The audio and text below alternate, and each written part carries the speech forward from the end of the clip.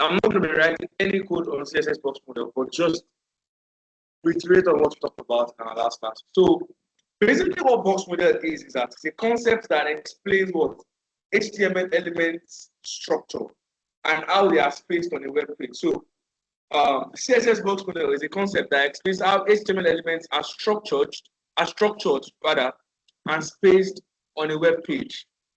That's basically what it is. And I explained to you that your box model is not basic, it's not exactly about a box. Yes, they said box model, but is that it is not exactly about a box. It is just trying to tell you that each element are structured in different places. So, for instance, you have a particular group of elements here. You can also have another element under it, right? But it doesn't mean that they always have to be in a box. It's just talking about your structure. Do you get it now? Now that's what your CSS box model is all about. Now, every HTML element on the web page is treated as a box, right? So it's not exactly a box. They are all treated and structured as a box. Now, this box allows us to add space inside the element, which is the what? Again, I need everybody to listen to this. Is that here? I need everybody to listen to this. This box allows us to add space inside. Now, we're talking about box model now. What about box model, right? There are three things you need to put in place. First of all, it allows us to add space inside the element. Add space outside of the element and must add borders around the element. Now, this three things. First side of the element is called what? Padding. That's space inside there of that particular section. There is space outside your that's space around that particular element. While the borders are like the thick lines around it. Now that is basically what your box model is. And as I said earlier, I said your box model is not exact, it's not always going to have these thick lines around it. Right? It's just trying to tell you that okay, this particular section is separated from all other sections around it. Do you understand it? That's why you have this particular place is like a box, right? But you're not seeing a thick line around it, right?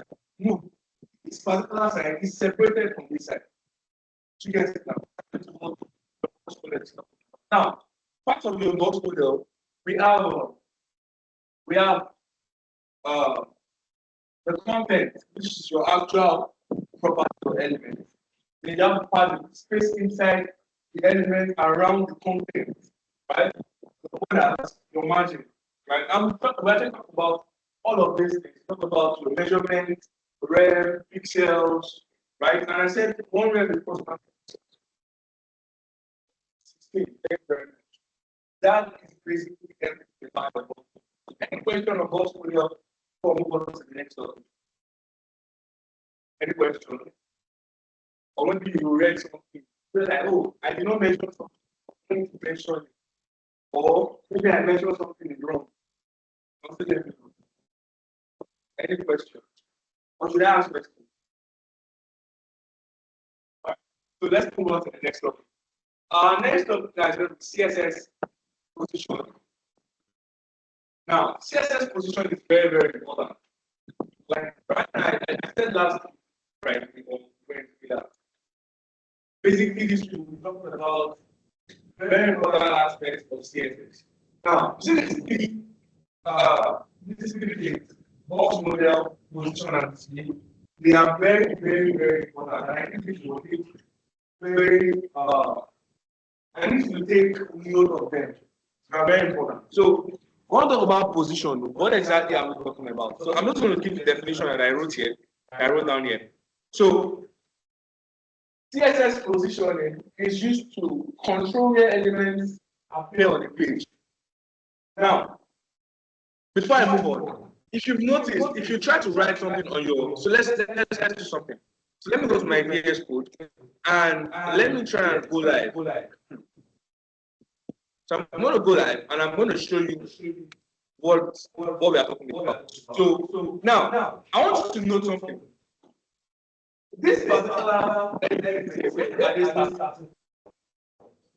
from the left, then then it starts coming that you have more elements and start coming out. Now, that is going to be your what's arrangement for life. If you know about CSS.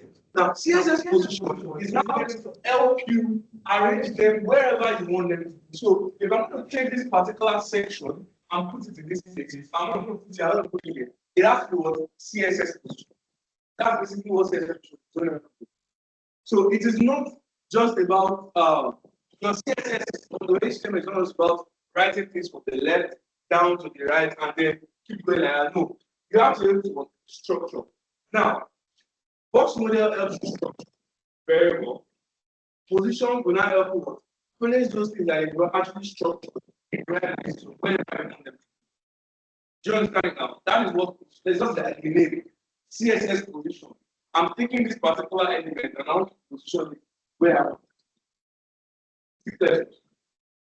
That is true. So we'll move on to the next point. Now that is basically what CSS position will help you do. Now, by default, HTML elements follow the normal flow of the page. Now, what is the normal flow of your web page? What's the normal flow? The normal flow is that it's starting from the left, it's going to write the text down to the right, then move to the next line. To keep moving like that, as if you're writing a document. But it's not supposed to be a document, it's supposed to be a website.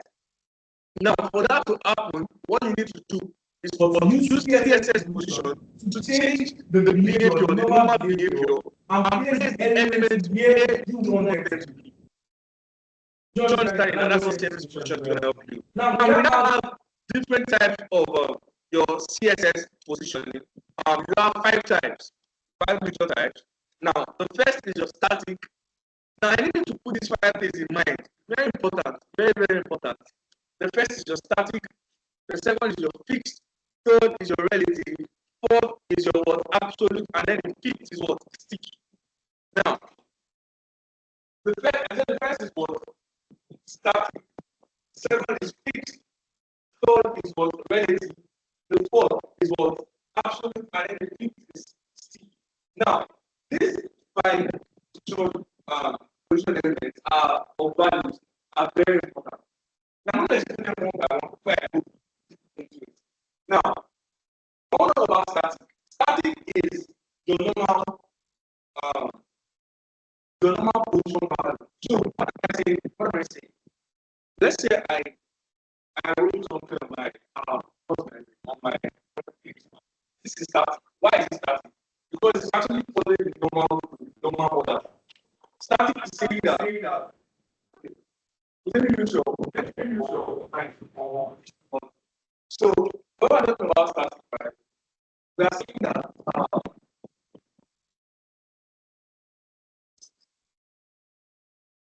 let me use your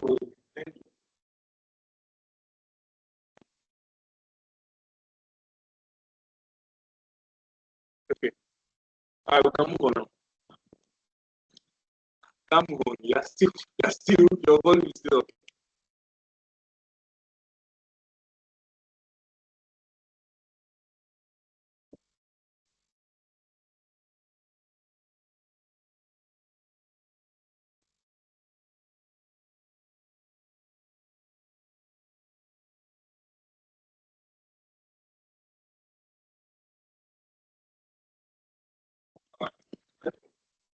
I'm going to talk about static, right? I'm saying that what about animation natural? What is the natural? You go to something on the video, it appears here, right? And it keeps moving to the left. Go to the next element. Start seeing what allows us to start. And one thing about static is scrolling. So what do I mean by scrolling? So now let me give an example of what I'm saying. So now this is an example of static. Everything here is an example of static. Why? Because I can scroll, and as you can see, you can't see it again. Right? So if I scroll now, this is text lesson here, right? Now, once I scroll over this page, you cannot see text lesson again. One thing about static is that they are glued to your screen relative to your that particular screen. I don't use the word relative. Let me use the word glued. They are glued to your screen, meaning that once you scroll over, you won't be able to see it again. Anything static is what it is glued to that particular screen. Now that's basically what your static is. So as you can see, your static is just the natural order, the natural flow of your page. That's what your static is. So that's why every default HTML element, every default property is what? Static, unless you change the position. So right now, the default property of this is what? Static. Unless you now say, okay, I need to change this position, then I'm not going to go ahead and change it to maybe fixed, absolute, relative, or sticky. Do you understand that? That is basically what static is. So static is the natural position of every element. Now, given the definition here, so this is the default position for all HTML elements. So elements follow the normal document flow. They appear one after the other, either stacked or side by side. Then top, left, right, and bottom do not affect static elements. So we'll get to this. I'll explain this very soon. Now, but do we understand what static is? Is it clear to us now? Mr. David, is it clear? All right, good. Now, I don't think we need to do much on static because every default element is static. But in case you want to have like a much more understanding of how to use position, this is how you use your position. So I'm going to clear this out. Clear this out. So I can have my nav, right? Then if I want to change it to the position of static, I can give it a I can use this property of what? Static. You understand it now? Position static. But since every default element is static, I don't think this is necessary for us to use. So we don't have to use the static because it's as if we are just giving it I think they call this topology. All right, so now this keeps the elements in its normal position on the page. Now the next one is your fixed position. Now we've done about this fixed position a lot. Now what is your fixed position? Now a fixed element is positioned relative to the viewport, so the visible part of the browser window. What does this mean? And again, I need to listen to this. A fixed element is positioned relative to the viewport. Now, what does this mean? First, it stays in the same position even when the page is scrolled. Secondly, it is commonly used for what? Navigation bars and floating buttons. Get to that also. Now, I want you to take note of that first point. It stays in the same position even when the page is what? Scrolled. So, take a look at this. I want you to look at this particular one, this top bar here. Now, once I scroll over, what do you notice? It is fixed. Now, I want you to look at this all about courses and contact and whatever it is. Once I scroll now, what do you see? It is not moving. Is it moving? No. The only thing that is moving is all these particular ones are here. Now, let me use another example. Good. Now, please check this top as an example. This one that has back to course, that particular bar is an example. Now, as I'm scrolling this place, is it moving? No. That means it is what? It is fixed. That is why they are saying it is what? It is positioned relative. So as you can see, it's positioned relative to what? To the viewport. Meaning that it is positioned relative to what the user see. It will never move when scrolled over. It is never going to move. That's why it is called fixed. Now, the difference between static and fixed is that what? Static is glued to the browser, while fixed is glued to what you can see. That means what it means is that what? Whenever you use static is going to be what? Scrollable, while fixed is only going to be what? Fixed to the user's viewport, what the user can see. Do you understand it now? That is the difference between what your fixed and your static. Now, how do you use fixed and how do you use fixed? So for instance, let's come here. Now we have this particular element right here. So what's going to happen is I'm going to just write some. I'm going to duplicate. I don't just have like a main, right? And in this main, we're going to have an H1, and in this H1, I'm going to say hello world. Now, I'm going to have an image. Then we're going to have images. Yeah. So now I'm going to duplicate this main just to have like multiple elements on our web page. So do not worry, just want to have multiple elements on our web page, and I'm going to save it up. Now, if we check this place now, good. Now we can scroll, right? Now, what I want to do now is that I want to make sure that this particular link here is fixed and cannot be moved, right? So how do we do it? So first of all, I'm just going to go ahead and use our CSS for that. So in our nav, I'm going to give it like a border just for it to have a border. So let's give it a border of 2 pixels, right? Solid color, and let's give it black. Then I'm going to give it a max width of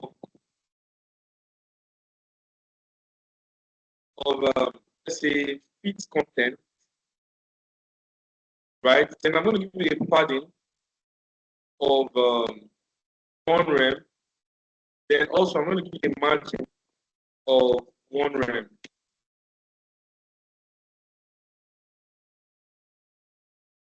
So now if we check it out, we should have something not too much, but at least better. Then I want the edges. I know we didn't talk about this, but I wanted to give it as an assignment last week, but I forgot. So let's say border radius.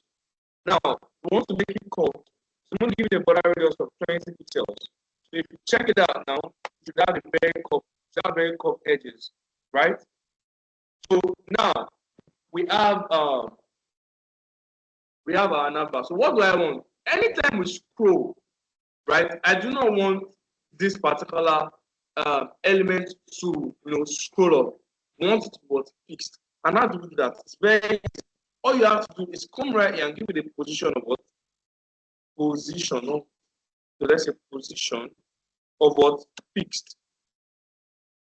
Now, if you go ahead and you check it out, you should have a fixed position. Now, there's a problem. We'll get to that. Now we have a fixed position. So once you move it now, can you see? It is not moving. See that it's not moving. Now, what's the problem that we have? Who can tell me?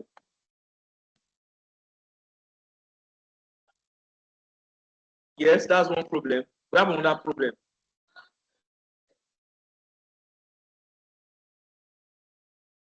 I think it's the same thing she said. So one thing is that it's naturally you're supposed to pass under it, right? But it's supposed to be it's not supposed to be transparent. It's transparent, like you can see.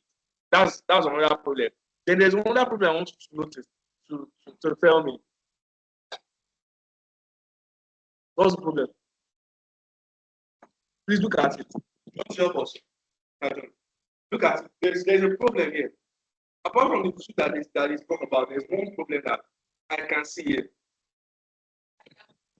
No, the thing is that there's just as a general problem here. Very, very say.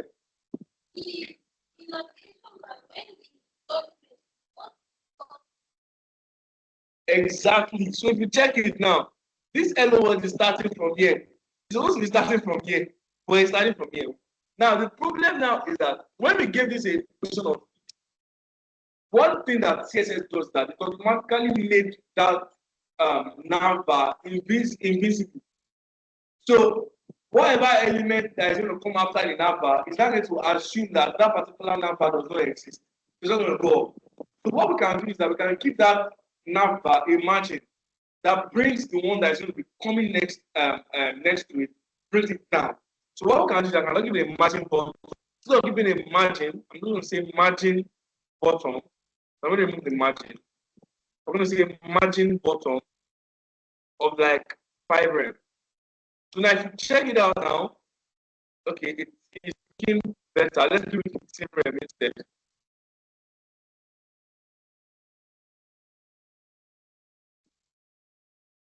Or instead, if this one is not going to work, we can give the main a margin top. Margin top. Let's give it 5 rem. Let's check it out.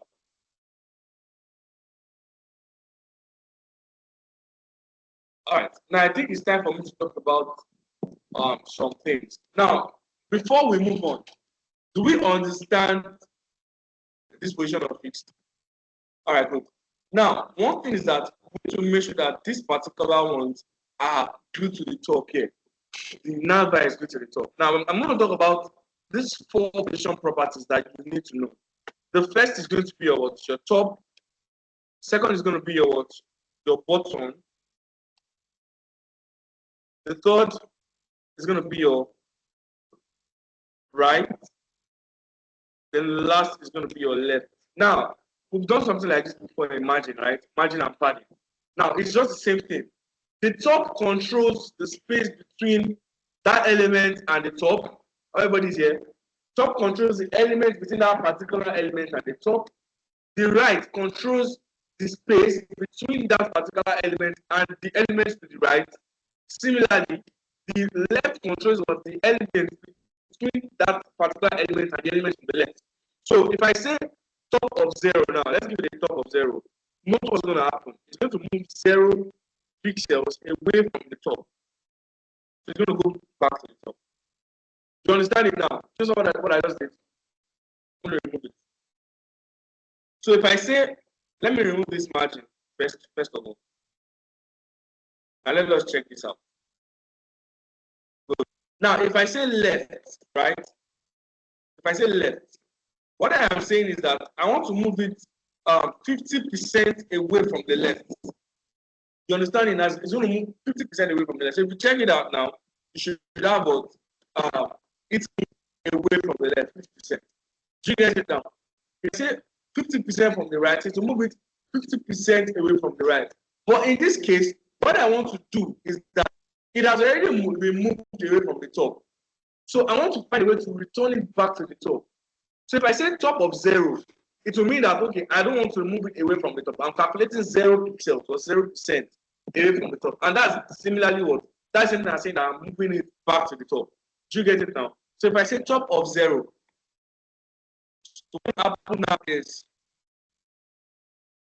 so top of 0, so what's going to happen now is that what? It's going to move back to the top. Can you see it now? So you now have it back to the top. If I say top of 1, it's going to move it 1 pixel away from the top, as you can see now. But let's do it 0 instead. Do you get it now? That is basically what the top, left, right, bottom will do for you. Is it clear to us? Is it clear? I wish it's clear. Everybody is looking at me. Let's do it one more time. I'll show you it again. Someone put the message here.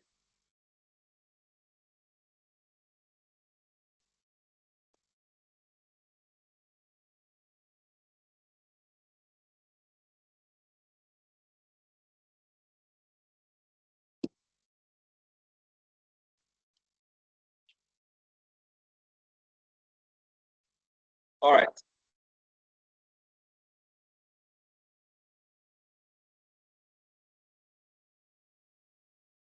So I'm going to explain position again. So everybody understand.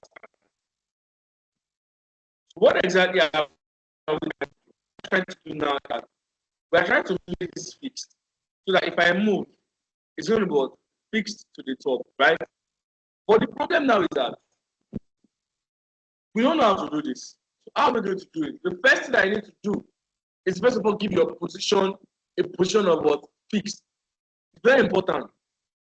So give your position a position of fixed first. So I can say position fixed. Do you get it now? So now after doing that, you are going to do something. It has now moved away from the top. Yes, you can still scroll. It's going to be fixed, but it does not look nice like this. That is where your four properties comes into play. Your four position property. So in this case, you have what? You have top, bottom, right, and left.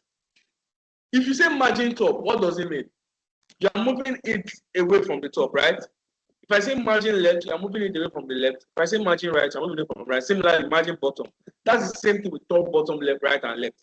But only that you only use top, bottom, right, left when you are dealing with what? Positions. If you do not put position of fixed or position of anything, it's not going to work. You only use these four properties when you are dealing with your positions. So now, when I give this a position of fixed, right, what I have to do now is say, okay, since it is away from the top, I want to return it back to that top, right? So I can just give it 0 pixels away from the top. So if I give it 0 pixels, it's going to calculate it automatically and move it back to the top. So all I have to do now is top about 0. You get it now. So if you check it out, you should have it back to the top. So I can still go ahead and match it. So I can see matching of, or if you don't want to use 0, you can see 0 about 1 pixel. And if you check it out, you should have, at least you can see it now, 1 pixel in from the top. You can see the small space at the top here. Now this is how you can read each property. But there's another issue that I want to tell you that. What's the next? Do you understand this? Is it clear to us now? Is it clear? Is it clear to you now? All right. So now, can move on. Now there's another problem. There's another problem here now. And what's the problem here? What's the problem? Still transparent. How do we remove this? How do we remove this? Can we try it? Don't try.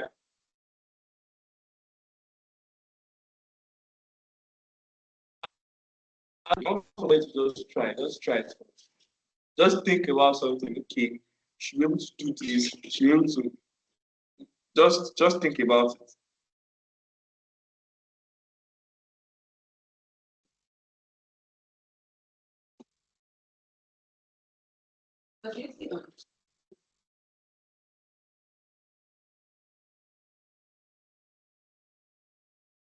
Anybody else?